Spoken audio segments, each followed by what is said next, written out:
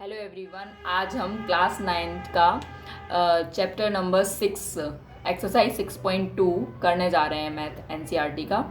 तो सबसे पहले जो इस क्वेश्चन के लिए हमको थ्योरम पढ़नी है, मैंने वो इंट्रोडक्शन वाले पार्ट में सारी थ्योरम्स करवाई हैं जो भी इस चैप्टर में हैं फ़िलहाल। बट मैं फिर भी आपको रिकॉल करा देती हूँ कि 6.6 थ्योरम जो इस चैप्टर में यूज़ होनी है वो क्या कौन सी थ्योरम है। Lines which are parallel to the same line are parallel to the other. Means कहने का क्या है यहाँ पे कि यदि कोई, सॉरी फॉर द नॉइस, यदि कोई लाइन है ना, लाइंस एक सेम लाइन के पैरेलल हैं तो वो लाइंस भी आपस में पैरेलल होंगी। मैं आपको बताती हूँ इसमें एग्जांपल के तौर पर कि जैसे कि 1 और 2, ये दो लाइन जो हैं यदि वो तीसरी लाइन के पैरेलल हैं तो फर्स्ट एंड सेकंड लाइंस भी आपस में पैरेलल होंगी। ओके, तो ये थ्योरम है। अब क्वेश्चन नंबर फर्स्ट 6.2 का क्या कहता है कि 6.23 फिगर जो है ना, इसमें क्या है कि ए बी पैरेलल है सी डी के। क्या है, ए बी जो है वो सी डी के पैरेलल है और सी डी जो है वो ई एफ के पैरेलल है ना।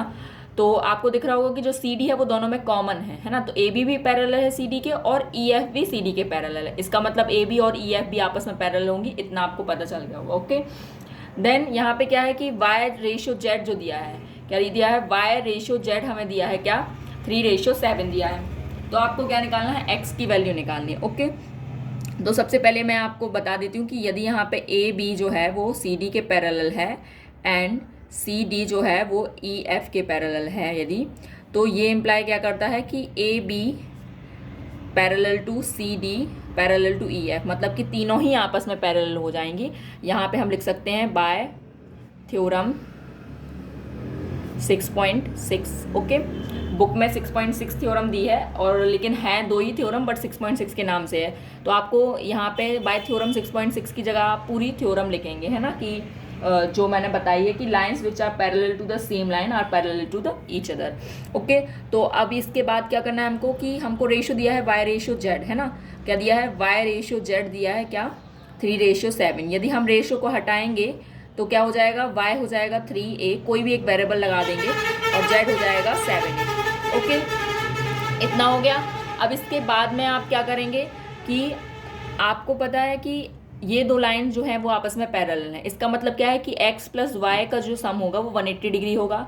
इसको आप क्या बोलेंगे, angles on the same side of the transversal line, है ना, is equal to the 180 degree, है ना। Sum of interior angle on the same side of transversal is equal to 180 degree, है ना। ये आप पिछली क्लास में भी पढ़ चुके हैं। तो ये है ना, तो x और y का सम क्या हो जाएगा, 180 डिग्री हो जाएगा। हमें निकालना है x की वैल्यू। हमें रेशियो किसका दिया है, y और z का दिया है। तो आप क्या करें, एक काम करें, आपको पता है कि ये जो लाइन है, ये दो लाइन आपस में पैरेलल हो जाएंगी, ए है ना, लिखेंगे यहाँ पे इक्वेशन बन दे सकते हैं आप इसको, है ना। तो since A B parallel to E F, आपको पता है कि ए बी ई एफ के पैरेलल कैसे है, तो मैंने अभी बताया था कि थ्योरम 6.6 से। तो इसका यूज़ करके आप क्या लिख सकते हैं, जो x है और z है वो कैसे हो जाएंगे, इक्वल हो जाएंगे। क्या हो जाएगा, x is equal to Z. यहाँ पे रीज़न क्या देखेंगे, लिखेंगे alternate interior angle, alternate interior angle. ये समझ में आ रहा है कि अल्टरनेट इंटीरियर एंगल कैसे लिखा है मैंने, क्योंकि जो दो लाइन पैरेलल होती हैं और उसे कोई एक लाइन काट के जाती है तो ये दो एंगल होते हैं वो अल्टरनेट एंगल बनाते हैं, ठीक है। और यहाँ पे यदि बीच वाली लाइन को गायब कर दें आप, सीधी वाली लाइन को, तो ये दोनों लाइन आपस में पैरेलल है। तो ये जेड जैसा बन रहा है ना जो, तो यहाँ पे हमेशा याद रखना कि जेड बनता है अल्टरनेट इंटीरियर एंगल में। तो ये दोनों कैसे हैं, हमारे अल्टरनेट एंगल्स हैं और इनको हम इक्वल बोल सकते हैं। तो x की जगह पे हम क्या लिख सकते हैं, z लिख सकते हैं। तो अब यहाँ पे फिर से एक वो जो मैंने इसके पहले थ्योरम बताई थी उसके अनुसार क्या हो जाएगा, x प्लस वाई का सम 180 डिग्री हो जाएगा। क्या लिखेंगे, x plus Y is equal to 180 degree. यहाँ पे रीज़न क्या देंगे आप,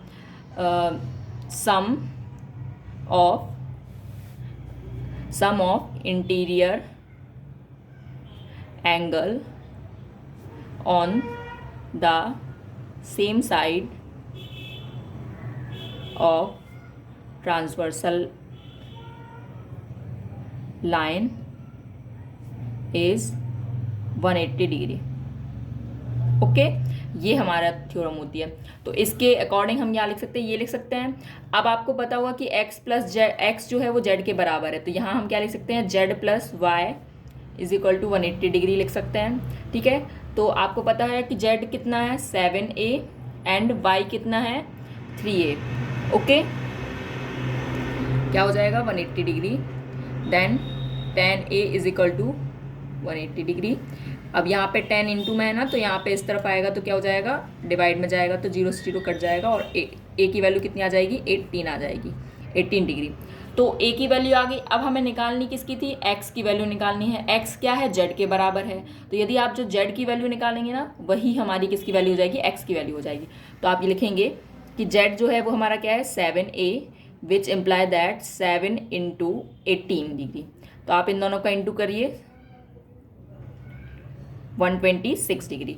तो आप बोल सकते हैं क्या, यहाँ पे लिख दे रही हूँ मैं कि z इज इक्वल टू कितना है 126 डिग्री, एंड जो x है वो z के बराबर ही है, जो कि 126 डिग्री हुआ।